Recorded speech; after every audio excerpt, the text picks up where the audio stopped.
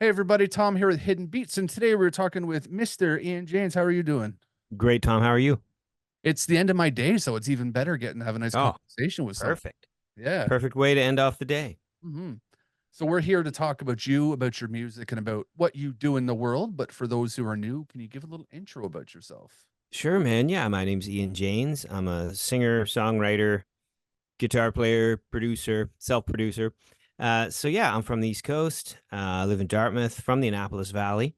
So yeah, I've been doing this a long time, making my own records, but all the way along the way, I've done a fair amount of songwriting, with and with slash for other people, or and so I've done a lot of collaborations, done a lot of travel to Nashville, specifically, and done a lot of writing there with different country artists and non-country artists because there's music of all kinds happening there. A little bit to LA, more of the same, writing with artists, writing for TV or film opportunities, pitching, on spec or some of them confirmed. So yeah, I balance things between doing my own records and helping other people with theirs. Yeah, I mean, it sounds like you have enough fun job. You get to kind of travel around and do all that stuff. Yeah, it is fun. I mean, everything good is hard work, but if you love doing it, it kind of makes it feel less like work. Yeah, exactly. Sometimes. Yeah, it depends on what day you ask me. Yeah, there's always that little bit of work. Like Monday's always the worst day because it's the start of the week. Oh, the catch up, yeah, Yeah. But for I hear sure. you for sure. So Yeah, I man. guess the first question to start off with is what got you into music? How did you start this out? Man, I've been into music so long that like I don't even really remember. Like, you know what I mean? Like it's like once you it's such a huge part of your character and your DNA that you don't even remember starting. That said, of course, both my folks were music lovers and musicians. None of them, neither of them professionally, but and grandparents musical, singing in choir and in church and stuff like that. Or my grandfather was in a barbershop group. And then Nice. my folks had a band, and so my uncle played, and so there was always music around, music at family events. But from a young age, I was really just enraptured by music. And my mother um, is a great singer and had a really extensive record collection, really eclectic and but like incredible taste in music. So um, I grew up with a lot of that music around the house, like all the '70s singer-songwriter era, like big, huge Joni Mitchell fans. James Taylor, Carole King, all that stuff. But then also like a ton of like jazz and soul and R&B. So like Ray Charles, Quincy Jones, Donny Hathaway, Roberta Flack, Gladys Knight, Mhm. Retha, all of that stuff was like a huge part. Specifically the Quincy Jones records, we were always really into those, and he's remained a huge influence of mine because I mean, until he had a brain aneurysm, he had to stop playing the trumpet. But until then, he was a musician. But since the '70s, been or before, been an incredible producer and arranger and a um, sort of having his hands in all different parts of music. So I grew up loving and listening to a ton of music, but being really drawn to the process of putting it together and combining the right musicians and the right song and the right arrangement to make a final product that is greater than the sum of its parts. Yeah. So would you say that's your favorite part of the process is the I think, I mean, I love it all. I love coming up with the initial, the creative spark that comes with an idea. But yeah, I think for me, like as I write a song, I hear the arrangement, I start thinking about what players I want to do what and how it's all going to come together. So like, yeah, producing and band leading is very much a part of it that I really connect with, and I love ensemble playing and playing with groups, which isn't always easy because in this era, it's obviously it's more expensive. Mhm. But in the studio, I can do that more economically than you often can live. Yeah, exactly. It just makes So it that's often why my records, I always sort of lately have been citing Ed Sheeran as an example of someone whose records don't sound anything like his live show. I mean, Mhm. he plays solo, right? You know what I mean? And his records are all have full production. So I think you can, there's a certain expectation of that. I mean, even since the Beatles, I mean, although that was part of the reason why they stopped playing live because they couldn't recreate what they were doing in the studio. But the studio is like a whole instrument. You know what I mean? It's like a to me, it's just a totally different relationship with the song than live. So I just, you know, sort of, I don't like hold back anything when I record in terms of what hearing the parts that I want to, and these days the technology is so great that you can program a lot of these arranged parts, and sometimes they're not quite the same as live musicians, but often if you have the time you can usually get what's in your head on the recording between the live players and the program stuff. So Mhm. really enjoy that. I wish I had that when if I had to come up when I was a kid, if that was all available, it would have been, I never would have left my bedroom. I mean, I almost didn't already. Yeah. And just practicing guitar. That was me with, like, artwork. I used to draw quite a lot, and Oh, if yeah? I actually was working my in a direction of headed towards Disney at one point, Okay. but I don't know, I got kinda bored of it at some point and then Yeah, started. well, it takes a lot of, it's interesting, isn't it? Like success at one specific thing, requires like an incredible amount of repetition and dedication. And yeah, I mean it does get a little repetitive sometimes, like sometimes some of the most successful people are the like that's almost the most important part of their practice, is that they're willing to sort of like just hammer at something endlessly. I mean, probably over the course of my career, it's probably hindered me slightly that I have I can only do something so long before I get tired of it. Yeah. Like, I went from, like, the Disney art, and then I did tattoo designing, and then I did, Mhm. like, mural work. It was I couldn't stay in one kinda spot for that long, and then after a Right. while, I just was like, I don't have the patience to do any of this anymore. I got other things Right. that are on my mind. Yeah, I think, that's sometimes we beat ourselves up about stuff like that. I think like, and I mean, speaking like personally, I know I do that. I'll beat myself up. Oh, I should keep doing that. I should stay in my lane. I should just stay doing one thing. But it's, I don't know. Some people are well suited to that. They're good at one thing and they'll just keep doing that thing. I kind of like, I get a lot of enjoyment and variety. You know what I mean? Even like my over the years when music's slack and in between things, I'm a carpenter, and I find the same thing. Like I used to, could make the most money sticking to one thing and just doing that same thing and getting real fast at that one thing. But even that, like I just can't do the exact same thing every day. It drives me crazy. Yeah. Yeah. So what would you There's no mental challenge in it. You know what I mean? Yeah, exactly. You What know. would you say makes you or, like, your music unique over someone else's at this point? Well, I mean, I would be hesitant to sort of compare that anything I do is over what anyone else does. It just is what I do, and they do what they do. I think that like the depth of variety that I've not only listened to but actively worked in. You know what I mean? Like I've had country cuts. One in particular that was a number one song in Texas with this friend of mine, and she's like a hardcore.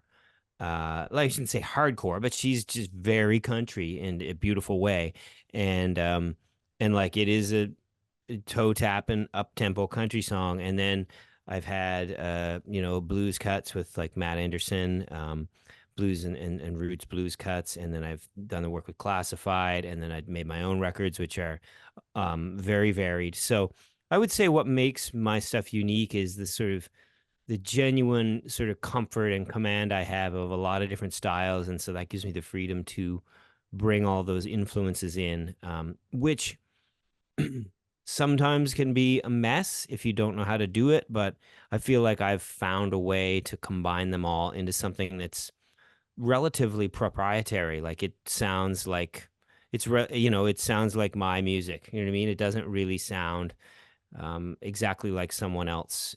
Specifically, it sounds like a little bit like a lot of different people, which can be a bit of a challenge from a marketing standpoint. Yeah. But artistically, it kind of, but commerce and art are often at odds that way. You know what I mean? Like marketing departments want, it's easier to sell something that's dependable. I mean, like Coca-Cola don't go changing the design of their bottle and the formula of their drink all the time. Mhm. People go to it because they know that it's going to be Coca-Cola. But art and commerce can be kind of strange bedfellows that way sometimes. Yeah, and you Because you know are a what, business now, so go ahead. yeah, Pardon me, go ahead. you're a business as a musician now, so you have to kind of balance that aspect of the marketability, but then also keeping unique to yourself and kind of making sure Yeah, everything floats with for how you sure. feel about it. Yeah, and the thing is too is it with as an artist, like with my artistry, like it's different if I'm writing with someone else because then you get really as if you're there in the room to help them communicate who they are and express who they are as an artist, then your job is to really dial into what they want to say, you know what I mean, and help them say it for and so that they can appear genuine and authentic to their audience. And but when I'm doing my own records, like if I veer too far off and get into pandering to some kind of ideal that I think I have to like to stay in a lane to make it marketable, then you know it doesn't like people can detect bullshit. You know what I mean? Like, and so if you are being inauthentic and doing something just because you think they will like it, it's you know it's unlikely to capture them. I mean, it's not unlike dating. You know what I mean? If you're on a date and you try to act like someone that you are not to impress them, it usually does not work out. No, not one. You know, like it's usually pretty clear, right? Mhm. You can tell when somebody's kind of putting something on and being phony. So that, you know, that's, you know, I, you know, you try to be cognizant of that. It's a balance of being cognizant of what you think you know, once you have some of established fans, what they want to hear, but also like what drew them to you originally is you. So you got to keep being you, you know? Mhm. So you recently released Weeknights is your recent album. What was Mhm. the story behind that one and kind of how that came together? Well, my like because I'm, you know, often playing some different roles within the industry. Um, my records tend to sort of be sort of a culmination of many years of not sometimes many, but a time period of writing where you know I have an idea and like you know I keep track of them on my phone notes, and sometimes it'll be like an idea. I like, oh, that's a really good country idea. That's a really good female country idea. If, next time I write with this person or that person, I'm going to suggest this idea, you know. And then other times it's like, okay, well, this is cool for this.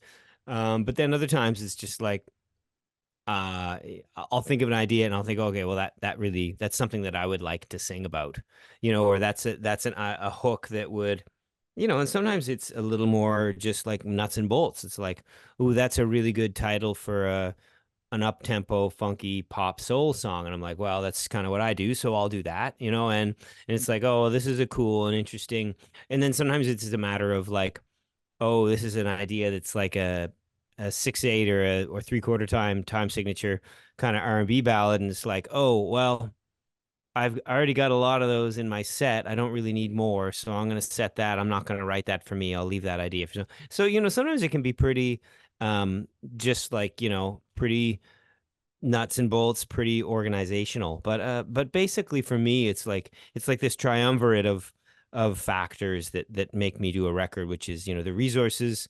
If I have grant funding or the time resources to do it, I don't have much else on the go, and so I have time to fit in my own stuff.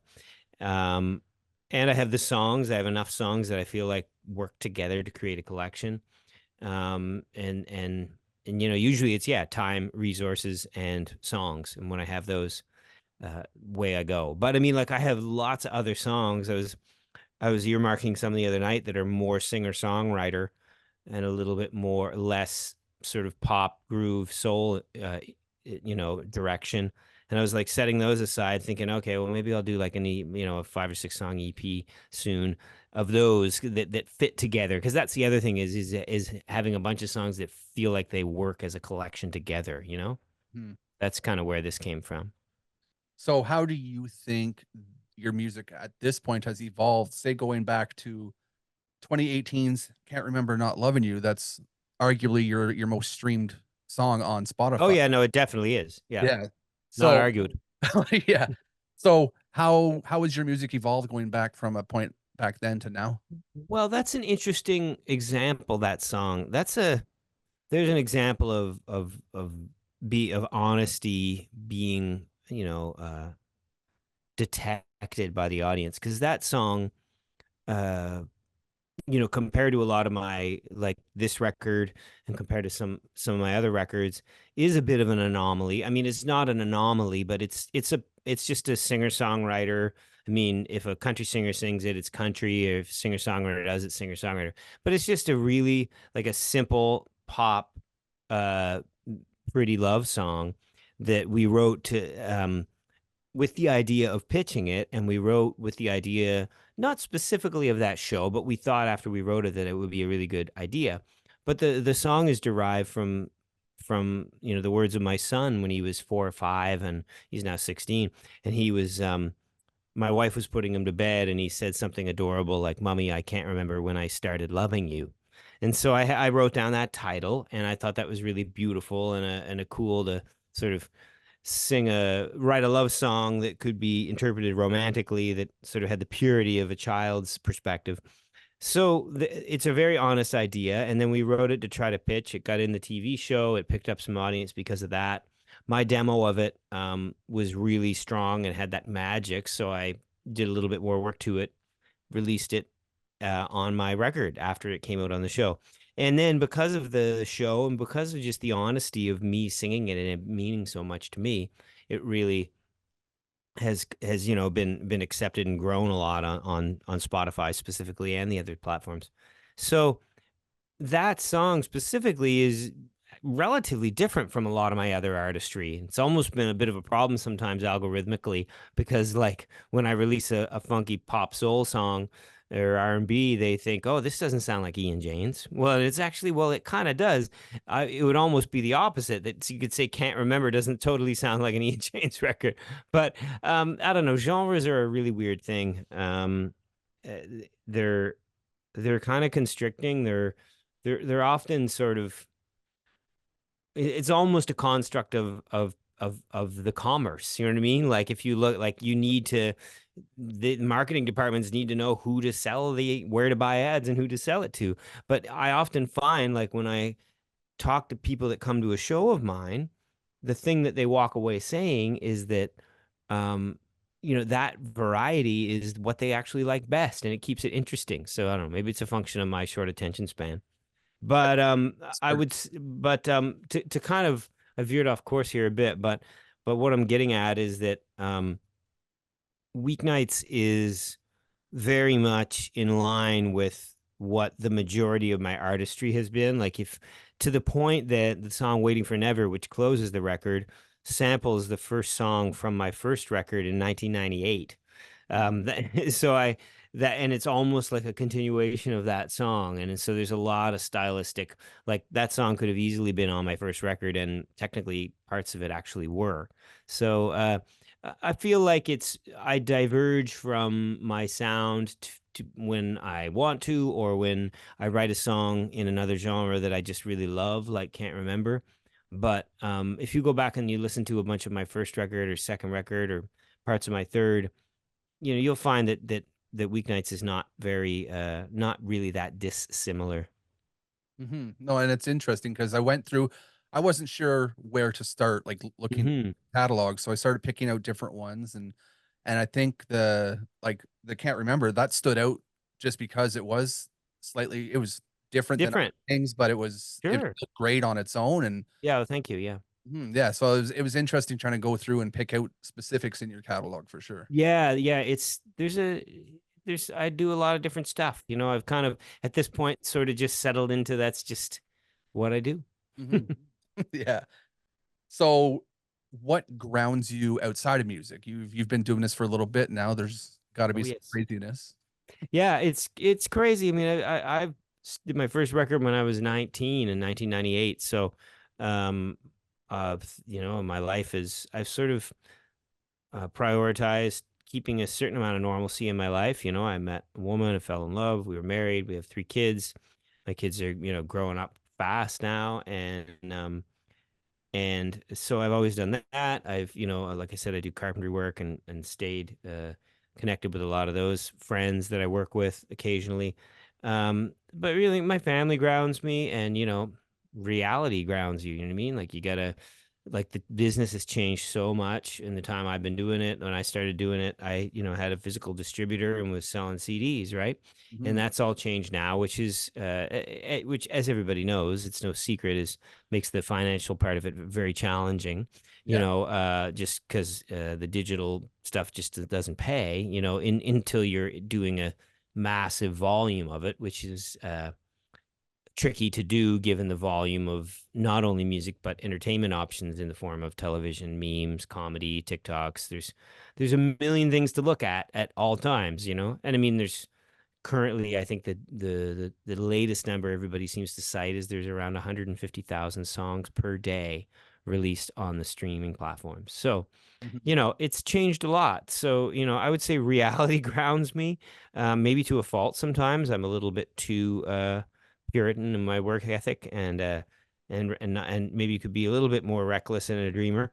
But I try to keep that balanced with reality, and there's nothing like a trip to the grocery store these days to do that for you. Yeah, kids for me, that's I have a 1.5-year-old daughter, and she Okay. has grounded the snot out of me. Oh yes, It's absolutely. yeah, it makes it really Yeah, yeah. interesting. My oldest is 18, believe it or not. Yeah, so Yeah. So, you've been grounded a few times now, so oh yeah, and still am all mhm. the time. Yeah, I have another one on the way too, so we're Oh, congratulations. That's think it'll be exciting. real interesting by the end of this year, I think. Yes, yeah. We at one point had three under four. It was wild, man. Oh, wow, okay. Yeah. So, I got some fun questions I always ask in my interviews, and I think Awesome. one is a little bit interesting, and what Hmm. would your dream late night show be to actually perform on? Oh, that's a great question. Um, I don't know. Probably Colbert, Okay. just because, the house band is so awesome. Mhm. And although, geez, that's tough though, because the roots, I mean, on Fallon are great too. I would say that it's a toss up between Colbert and Fallon. I look at Fallon a little bit more because he's so musical and the sound Yeah, I mean, what and he and does just the with the his stuff. platform. I mean, the only reason is because like I'm a music nerd and I also love the band Uncle Bear. So Mhm. probably Fallon, just because he's such a great like. I think he would dig my music, and if he did uh like if he's a mouthpiece in a positive way for what you're doing, like God, the coverage you're gonna get would be incredible. Yeah, I mean, Colbert too would do that for you, but I think Fallon For kinda sure. bumps him just a little. Fallon would blow it up. I'm just like a music. Uh, Louis Cato is the band leader on there now that John Batiste is gone, and Mhm. he's just a monster musician. So I'd like to meet him sometime. He's kind of I sort of know some people who know him or are friends with him very casually, and so I don't know. Maybe I'll get connected that way one of these years. Yeah, just have that 6 degrees of separation thing That's going. right. That's what it's all about. Mhm. Now, this is my favorite question, and I ask everyone this. What's Hmm. one thing you think should be asked more in an interview that's not asked enough? Oh, damn. That is tough. Mhm. That's a good question. Um, Man,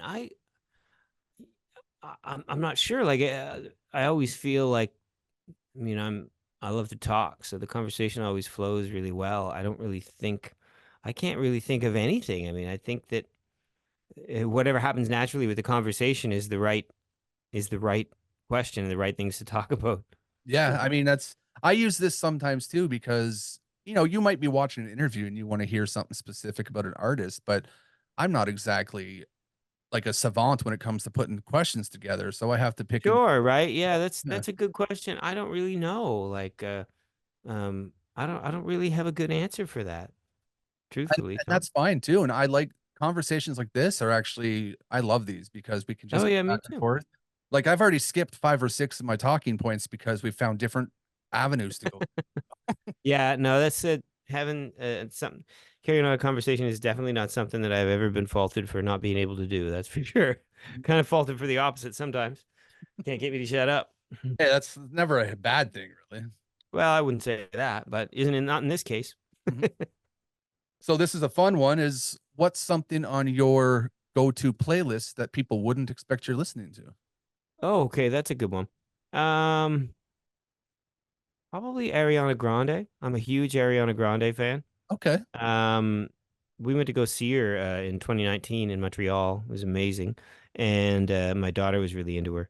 Um, and we all liked her, and really love the new Beyonce.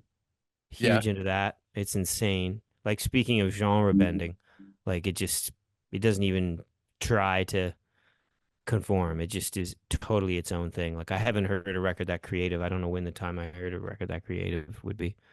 But that wouldn't be surprising to people. Some people might not think I'm as into Ariana as I am. What else am I into that people would be surprised at? I mean, not really. I mean, they wouldn't be surprised at like Bill Evans and um,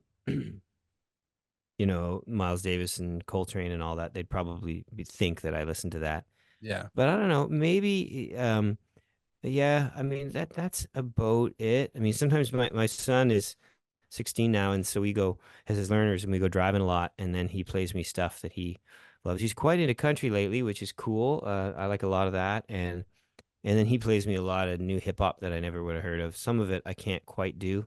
It's Yeah. a little too mumbly for me, and a little too much auto tune. But then some of it's just amazing, you know. So Yeah, I'm a hip hop head myself. I love yeah. the stuff. I got to go cover Ice Cube and Exhibit's show in Ottawa here the other day, Oh, great. Yeah. and seeing those guys from, they're considered classics now. They still Yeah. put it on stage. It was awesome to see, and I got some cool pictures and stuff like that. Oh, awesome. Yeah, that's That's actually great. before interviewing. Is I'm a photographer, so I'm Oh, is that right? Okay. out covering all the live shows and everything, and interviewing happened because of COVID. There was Right. nothing else to do. So I had some PR companies reach out and say, "Do you want to do this?" And I said, "Sure." And now it's been going strong for what, 4 years now? Great, man. Hmm. Awesome.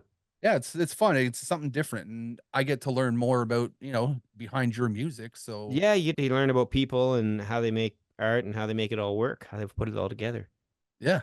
for sure. Now, more important question is, what do you hope fans take away from your music? Um, I hope they notice the care with which it's put together. Like I'm very um I'm really pay attention to the details really closely. You know, like the horn, I do all my own horn arrangements and vocal arrangements um and I also sort of take a lot of care um with the lyrics and just the construction of the songs. Like I'm whether I'm building a song or a home, like I'm really into nailing the details. So like there's no detail too small. Like if it sounds like a cliche, but if you're going to do it, like taking the time to figure out how to do it to the best of your capability is just that's like a musical and just a personality trait of mine. Like I'll in both lines of work that I do, I'll sometimes catch shit for people like, oh my God, you like it's fine, you're worrying about it too much. And it's like they're like, you're overthinking it. I hate that expression. I'm like, no, I'm not overthinking it. I'm thinking it. Hmm. Like this is called due diligence. This is like that's why my shit, not in terms of music, but that's what, like, when I build stuff, it's like that's why my shit looks better than yours, Yeah. because I did this. You said, oh, you're overthinking it, don't worry about it. That if you say that doesn't matter 20 times, even if it might not matter, if you said that doesn't matter once, if you accumulate that 20 times, it turns into a big matter, you Yeah. know. So I hope people hear the care that goes into it, the years and the time that all the musicians have put into their craft, and then they've brought that to my songs. Yeah, just the quality of the construction of the songs and the recordings and the lyrics. Just I really try to trim the fat and have it be as sort of all killer no filler as I can make it. So I hope I do that and that they sense that. Hmm. I mean, I sense it because when I was listening to some of your tracks, and you can hear just what your dedication to that track. You can hear what you're putting into it. Oh, great. I'm glad to hear that. Mhm. Thank you. Now, what motivates you to keep walking down the musical road you're going down? Well, like honestly, man, like sometimes it's hard, right? It can be a fucker, man, if this line of work, especially these days for all the reasons we discussed earlier, like how difficult it is to make money, how much competition there is, not just with music, but with all available media. Um, I don't like, I would say, like, sometimes I say I don't know what keeps me doing it, but like I can be finishing a record and stressed and like, oh, I'm spending too much money, it's taking too much time, I got to get this out. And I'll be like, that I'm not going to do this again. And then like the next day, I will be like making a list in my phone of the next collection of songs I'm going to do together. So I don't really feel like I have the ability to not do it. Makes You know what sense. I mean? Like it's just and I'm in my 40s now. It's like that's all my whole life has been making music, not always consistently, um maybe not always yeah, consistently would be years where I didn't do it, but like it's really like, I used to have a song that I rewrote it as a different lyric, but this was called What Else Would I Do? And it's kind of true. Like you just get it's what I do is who I am. Mhm. I just and man, I'd love to be able to turn it off sometimes because it's inconvenient as hell. Oh yeah. Sometimes, you know what I mean? Like, that you're creative. Like being a Yep. creative is hard. Like, it's like sometimes my kids are not as much they're creative people, but they're not creatives. Like they're not like wanting to be artists or wanting to be, writers or whatever. And it's like I would support them wholeheartedly if that's what they wanted to do or be, or if that changes. But um God, I'm kind of sometimes glad that they're not because it's Yeah. it's it's hard, man. It's hard, that's why so many parents, sometimes steer their kids away from that, that's definitely a mistake. Like if someone is that, then you need to just support them in figuring out how to be that. You can't make them into someone else. Mhm. But you'd kind of cross your fingers and hope that they want to do something else. Yeah, my wife wishes I could turn off the creative. Like I'm Yeah. in my No, office it's just 8 not. hours a day sometimes, and Yeah, man. It's not because you get in your flow and your work state, and it's like really to like again, like we said earlier, there's times when it certainly does feel like work, but a lot of times, like you just get in that flow, and it's just you're just existing. You're not working. You're not working. You're just doing what you feel compelled to do, and that's a beautiful state to get in. But it's not always a beautiful state to make a living in, so that can be tricky sometimes. Or not just the financial part, or like when you have, other people that you love and other obligations in your life, and you're just like you're so driven to keep making whatever you're making that other stuff just kind of doesn't exist. But Mhm. that is what it's like when you Yeah. get in that flow state, like that the rest of the world does not exist. And I love spending as much time as I can in that state.